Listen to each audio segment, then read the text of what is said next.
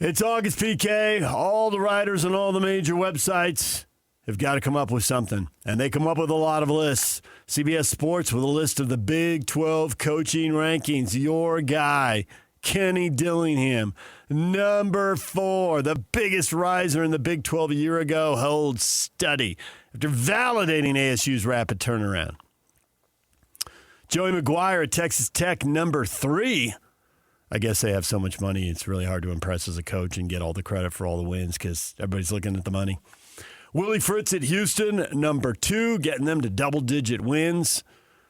He came in with a good rep, and he has improved that rep with a good season. And at number 1, ranked number 12 nationally, Kalani Sitake at BYU. They're doing those rankings. Can't ignore the fact Penn State went after him, and that was a story nationally for a little while until he decided to stay. Well, it'll be a story again this year. Waiting to see what comes open. Yeah. Somebody will come after him. We don't know what's going to be open. Right. Early speculation already centering on USC. His name will be around something in the Majerus format. Now, if he keeps turning him down, then eventually Majerus petered on that. Yeah. Because it was clear he wasn't going to go. And so for here, Kalani, and Kalani's a lovable dude. Majerus, he was quirky, minimally. I could go worse than that. I can tell you a million stories. But Kalani's not like that. I mean, I watched him yesterday go around and make sure everybody got some form of a salutation. That means greetings, Ute fans, for every person media-wise who was there.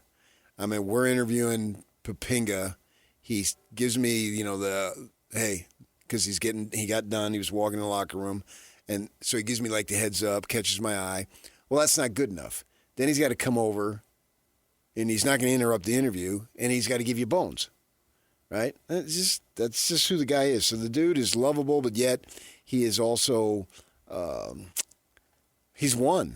And ultimately, a coach is going to be judged by his record. But I think that from that perspective, if they win again this year, which we expect them to do, BYU is going to have to go through that again. And that's the old Chris Hill theory that, well, that's what you want. If they come after you, that means you're doing well. And so, and Chris was right about that. So with this in mind here, the way I look at it is, what have you done with everything that's available to you? Not how much have you won, but what have you done with what is available?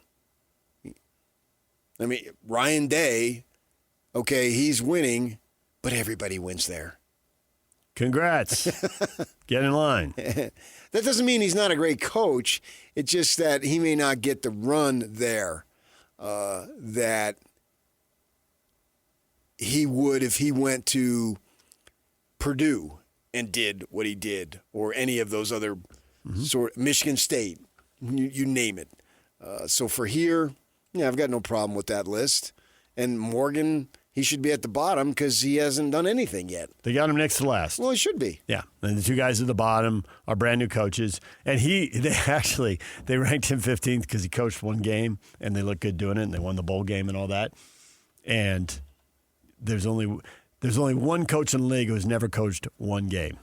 Klein? So you put him at number 16. Yeah. And then there's one guy who's coached one game. He may end up being a great coach. 15, right. Now, there's a couple other new coaches, but obviously, they're coming in from North Texas, Washington State. They got a track record to grade those guys on. So basically, it was like the two guys who got incompletes were put down at the bottom of the list. I think that if you want to evaluate Kalani Sitake, there's very different ways to evaluate these guys these days. And one of the things that really, really screams to me what he's got going is talk to guys that are in the program, but they're on the edges, their support staff. How do those guys, what do those people think of him? And we've had the opportunities to do that. Yes. Well, and then also, too, look at the changeover. There it is. Okay. I was about to make that point. Very little changeover in players, very little changeover in staff. Actions and words. Yeah. And they match up. They say they like being with him, and then when they have the chance to go elsewhere, which just like the players, when you're winning, it doesn't matter if you're the head coach, if you're the assistant coach, whatever, people are going to come for you. And we had people talking to us about that off camera. Yeah, we had a couple of people talking about it off microphone yesterday. Yeah, because I'm not on camera anymore. You were just a couple of weeks ago. After It's just a vacation fill-in. Yeah, we'll see. I don't have regular. I'm not a regular TV guy anymore. I've retired the print. I've retired the TV. Yeah, but there's something else about to happen. I just got told about yesterday. So hold on there. I know, Madon. But that's a real barometer for judgment, and that's exciting. If I'm a BYU fan, I love that. Morgan will get his opportunity to prove that. He proved it to an extent. Go back and listen yesterday. They made the coaches the assistants. Now, the assistants are just for 5 minutes, but trying to get Sharif Shaw 5 minutes, that ain't happening. That's one question. That's one question, quite literally. He got asked a question. It's a good question, but I've heard him asked it before. It's a great question. And I knew what the answer was going to be, and he gave virtually the same answer. And he shouldn't be limited to 5 minutes. No, he's got something to say. He sells your program every time he's out in front. Yep. Get that man out in front as much as possible because he was there. He came up from L.A. down there at Dorsey in L.A. City, just right off below the freeway there. I don't want to tell you the freeway because then you'll look it up. But Dorsey and his brother, I actually covered his brother when I was covering preps down there. The 91? No. Oh. The 55? It's a 10. Oh, okay. You went stuff that's more south. Yeah. And he sells it, and he was asked. Coach Witt was very persuasive, but I wanted to be here. I want to be with that guy that we've spent over a decade sitting in the corner room thinking, if we ever had the chance, we'd do this or we'd do that. Right. And Sharif's already called Morgan. Hey, do you remember when you said if you had this moment, you do that? Here's the moment. And Morgan's like, no. And those guys are boys. I've seen them on the golf course together. Mm-hmm. I've talked to them on the golf course together. Mm-hmm. So from that perspective, that's Morgan's time will come. Kalani's got 11 years into it, so obviously we've got more ammunition to talk about him. But the fact that all of these guys, the two guys who left went to Michigan. And one actually had the deeper connection, speaking of Jay, obviously, with Kyle longer than he did with Kalani. So there was a strong connection there. And then clearly Guilford had developed a connection with Jay. But that's pretty good. You lose 2 to Michigan, tip your hat. Way to go. Good luck, guys. But everybody else stayed. And guys wanted to be here. The 2 new coaches that they got, they're ecstatic to be there. So that's and hardly any. He could have lost a bunch of players, but easy. And right at the top of the list, I had Satawala. That was the number one. As soon as all this went down, I was like, "What's Satawala going to do?" Well, great player, local kid. Mm-hmm. Smith Soden went. Yeah. Yep. I got no problem with him going. He chose what he chose. Again, so be it. Really good player. Satawala chooses. Now, I think he just got engaged and all, so he had a gal here and all that stuff. So that stuff matters, your personal life and whatnot. But he still had that opportunity. I'm sure. And I would assume Glasgow had the opportunity. Yeah, I think these are guys that we're sure they can play in the Big Ten. Of course they can. We think they can play in the NFL, we're pretty sure they can play. Yeah. I mean, now we're at the point where we just look at these rosters, and they got like draftable guys every year. And you can look, they may not be in this draft class if, Satawala as a sophomore can't be drafted. Weeks ago, I put a question up on Facebook, and we never even got to it because we had so much going on with the Jazz at the time that somebody had said, some draft, ESPN or whatever it was, said that there's up to 10 draftable guys on the Cougars team, and we never got to it. We didn't. Yeah. But that NFL draft's a long way away. We got time. Oh, yeah. We're at that point now where it's not unusual. It's not unusual to have NFL guys at BYU. It's not unusual to see. He does it again. 2, 3, 4 guys. I want to finish the thought. 2, 3, 4 guys in a draft class. Back you to the will not interrupting. stop me from making this point. I'm going to make the point. Yeah, and you should make the point. 2, 3, 4 guys in a draft class is not surprising to say that play. No, go unusual. I like it's not unusual. It's not. It's not unusual. And then you multiply that over 4 years, and you're like, well, that's 8, 12, 16 guys on these rosters, and you got transfers and you got Michigan guys, so guys may not be, but you get the point. Yeah. It's not, if they've got a pretty good team, and we think both these teams are pretty good teams, it's not going to be a big surprise to say that. Now, if they start getting to a point where you can say, hey, they got 6 guys this year, and there's going to be another 4 or 5 next year, because they're all out there on the, so first off, I'm not surprised by the 10. Now, second, tell me how many are going to be on the field, because some of the guys may be younger. They may not be out in the field. Obviously, there's guys to injuries and all that. But it's I not think they were shock. saying that's 10 this year. Now, that's not all seniors, because Satawala, this is his 3rd season, right? Yeah, Satawala is draft eligible. So he's draft eligible. It's draft eligible guys so you're in talking 2027. You're talking. I was just talking the whole roster or the year.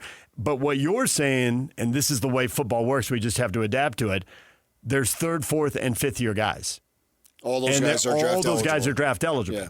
But again, if it's 3 per class, you got a 15 on the roster, but 3 per class is 9 eligible for a draft, so to say. And I don't think they said there are 10. I thought I have to go back and read the story. They said up to 10, but that's this year's draft class, to PK's point. They also had the caveat on there so they weren't counting more. Satawala because he's a Yes, Satawala junior. He's a redshirt He's draft sophomore. eligible for 2027 because he's about to play his 3rd season, right? But they didn't include Bear Bachmeyer because he's draft eligible, and so they said, wait, you said he is or he's not? He's not. It's a second year. He's right. Okay, I thought you said is. I did not hear you say not. I could hear PK say not, but you're talking over each other. No, I remember it. They were talking this year's 10 guys. Draft eligible dudes. The name BYU will be called by the commissioner on the stage 10 times next spring. We'll see. Could be. We'll see. Yeah. That's the projection. But you've got to go through the 3rd, 4th, and 5th year guys. They're obvious. We can all name them. Do it. I mean, to name them? Sure. I'd have to get the roster up. Yeah. Well, I mean, you're right off the top. You're right about Satawala, and you're right about Glasgow. I wrote down. In fact, when that thing came out, I wrote it down. LJ Martin has got to be on your list, right? Pac-12 notebook. That is a collector's item. I don't think you should be writing that. It's a museum piece. Let's see. You want BYU? Okay, draft eligible dudes. Well, you got certainly Bruce Mitchell along the line, Gentry. Now, I'm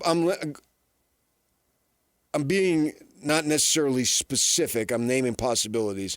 Walker Lyons, guys up front, Tanavasa, maybe Kirkland Schoonover. We'll see. At the linebacker, Glasgow, Olivea, how is it? Olivave, yeah. Uluave. And I'll screw that up all season. And DB, we already mentioned Satawala, Evan Johnson. I wouldn't put possibly Demooney. We shall see. Trey Alexander should be on that list. Yeah, I'm going. Well, he's in my neck. I got to get down on it. I have him at. Well, you're talking about secondary, so I just think let him talk, Yuck. Yeah. So how many guys did I name? That's 11. I'm counting. You can't even name 11. Yeah. I mean, it's obvious, and there'll be other guys. Maybe emerge. Maybe JoJo Phillips has this breakout 1,200-yard season that we've been talking about because, oh, my gosh, he's got the size. And for whatever reason, I don't know because I wasn't following Oregon the last couple years the way we used to. But you look at the Casper kid, and, he certainly has the measurables. And I don't know why he didn't play at Oregon. I understand there were some injury issues, but I didn't follow Oregon the way I normally would if they were still in my beloved, dearly departed conference. I would know way more about the guys that they had, but we don't have to pay attention to them that much anymore. So maybe he's somebody. Who knows? I don't know. And maybe there's a couple other guys along the offensive line there. Finau, for instance. We'll see how that plays out. But yeah, those are the guys, and maybe even Saliha Sarah. I mean, he could have a breakout season. I think he's been in the program for 3 years, or going to be draft eligible. But yeah, those are your dudes, and away they go. So that's this year that we're talking about, and obviously there's going to be underclassmen that will. Second-year guys might contribute a lot. Well, Bachmeyer would be the leading candidate, obviously. Oh, and I didn't even put L.J. Martin on that list. I didn't even say L.J. Martin. I know. I named him. I named him while you were waiting, so I figured just skipped over him. L.J.'s probably the highest of the guys on that list in terms of what people think right now. And then we'll have the whole decision, even if you can be drafted, do you come back? What's your NIL money? If you think you're going to be a fifth, sixth round pick, maybe come back a year. I mean, there's all kinds of question marks. But the point is, there's no shortage of talent, and there's going to be NFL scouts at games and watching film. And when you got that many talented guys, you ought to win. And that, to circle back to our earlier discussion, that's why the head coach and both coordinators are saying biggest, strongest, fastest team. And then you got NFL people backing it up, and they don't even care about the wins and losses. You can have a hole in a position group that costs you a game, and they can still draft a bunch of your guys who play in other position groups. And, yeah, at the start of the segment, that's why Kalani is rated as high as he is, because the reality is he's got the program humming right now. You cannot argue that. And that's why I think there was some higher-ups, and I got information here, that said, no, he's not going to Penn State. I mean, he may go, but we're going to do everything in our power to keep him. Yeah, we're not letting him go. Right. If he wants to walk. Even though Jay Hill was an awesome alternative. Oh, yeah.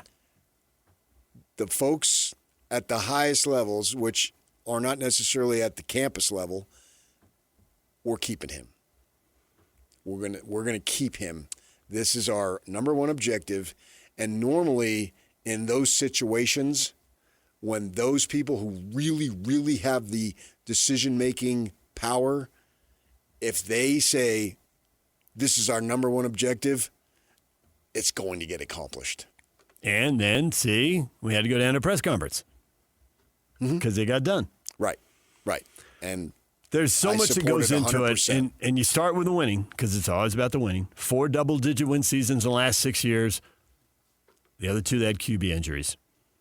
So that's right there. But then when you talk to people about how much they like interacting with them, how much they like working with them, how much they like sitting in meetings, strategizing about what the plan is and what has to be done, right down the list, A, B, C, what the next year, 2, 3. Man, the people who sit in those meetings rave about him. And he got the best endorsement a week ago, just 7 days ago. And that would be? JK telling him, big fan.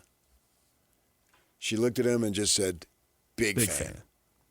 What more do you want? See, there it is. Now you want to tell people who JK is? The old lady. What? The old lady. There it is. Mrs. K. Yes. The most powerful endorsement. Just, I said, this is JK. Oh, I love this guy. And she just looked at him and said, big fan. What more do you need? And for people who don't listen to the show a lot and aren't paying attention, she's got a little bit of experience in this area. She has dealt with coaches and recruiters in multiple sports for years as a high school teacher and coach. Mm-hmm. And coaches come through campus from literally, and I mean, for a while she was at junior high, so she wasn't seeing it. But then for a while she was at high school. And previously in her career, she'd been at high school in the LA area where there's a gazillion athletes playing a gazillion sports. Yeah. And everybody recruits LA. And now up here at Corner Canyon, everybody recruits. So is there a little bit of, I turn on the TV, I watch games, I listen, I hear PK stories when he comes home. That's a factor. But also, literally, she's talked to hundreds of coaches. I'm the kind of husband, I never kept her barefoot and pregnant in the kitchen. See, I literally had someone complain about that yesterday. You have a great show. I want to listen to your show, but sometimes that dude you're with, and they did say sometimes, like sometimes they like listen to you, but sometimes that dude you're with, right there. That is the advancement of women, and women are being attacked these days. And I say, I don't keep her barefoot and pregnant in the kitchen. I'm a progressive dude. That's progress, huh? that's compared to barefoot and pregnant in the kitchen. Yes, sure. That's your starting line. That's your starting. You got to start from the start. And why is the fact that you would label that the start? I didn't label it. Oh, I'll tell a guy to talk to you. I don't want to get in the middle of you two. You two can have it out over there. I don't have the energy for that. All right, DJ and PK, it's 97.5, the KSL Sports Zone. Top of the hour conversation with Kelly Poppinga. He's done the tour, PK, or been around the block. To BYU, to Virginia, to Boise State, back to BYU. We'll talk with him at the top of the hour. Stay with us. Meet Keith, loving dad, board game champ, bus driving pro. I drive 65,000 miles in my bus each year. If people knew what I know, lives could be saved. Like how there are some things I simply can't see. On my route the other day, a car tried to sneak past me and ends up right in my blind spot. I turned slowly, so accident avoided. But no car should be in the blind spot for a 40,000-pound bus. It's our roads. It's our safety. Visit www.sharetheroadsafely.gov.